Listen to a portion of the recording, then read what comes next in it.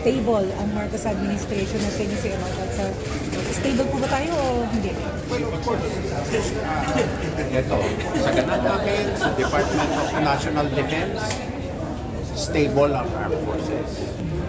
Dahil ang problema ng bansa ay hindi militar. Ang solusyon, hindi din militar. Ang solusyon ng mga problema ay tamang project management, tamang pagtugon sa infrastruktura na sinusubukan tugunan, at ang korupsyon na dapat ang mga may kinalaman dito kahit sino, kahit na gaano kataas, ay maparusahan at mahusgahan ng tama. At credibility issue ito at seryoso ang presidente dito. So,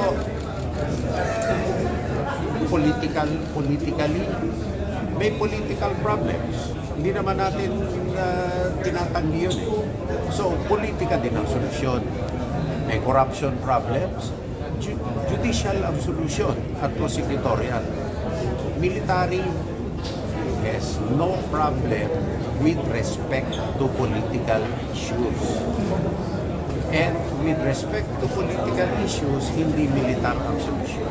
Sir, hindi makikialam ang military doon sa mga panawagan ng taong bayan na kumilos ang gobyerno at Marcos Reza niya yung panawagan doon sa rally doon. O anong gagawin ng sundalo?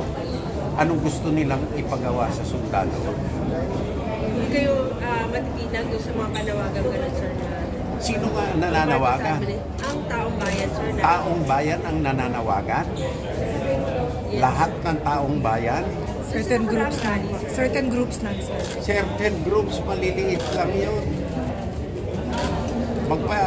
Magpa-referendum kayo kung yan ang panawagan ng taong bayan. At hindi na ba tayo natuto kapag nag-intervene ng military, hindi maganda ang kinalalabasan? Secretary, Hindi ba dapat patatagin natin ang mga institusyon natin? Hindi ang militar ang solusyon sa maraming bagay. Magmula flood control hanggang korupsyon.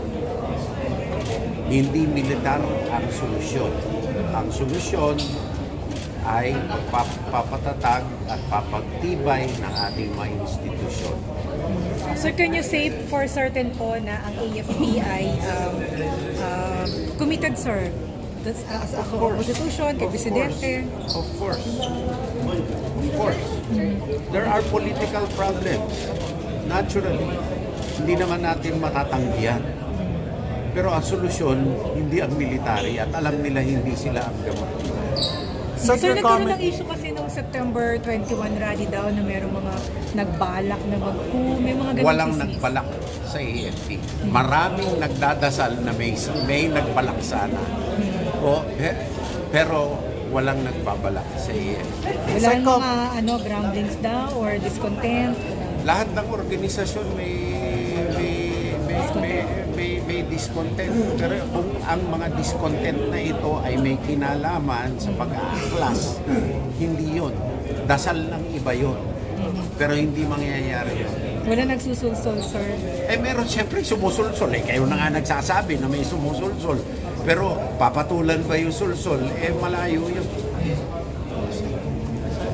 Salamat po. Thank you, sir. Kayo ba gusto nyo makialam ang militar tapos mawawala kayo ng trabaho? hindi natin gusto lahat yun. Di ba? Sir, comment lang po, sabi ni Sen Ronald Bata de la Rosa, yung mga retired uniform personnel daw po ay galit sa sitwasyon sa iyo. Ano po masasabi? Ang retired uniform personnel may kanya-kanyang mga opinion. Pero kung ito magdudulot sa pag-aklas ng militar, ibang usapan yun, hindi mangyayari yun. Sir, the AFP remains supportive of the Marcos administration. It remains supportive of the Constitution. Naturally, and the chain of command is very important. And it is important that they do not do roles which is not theirs to play. We have already had several experiences with military interventionism, and I think the country has learned, should have learned its lesson.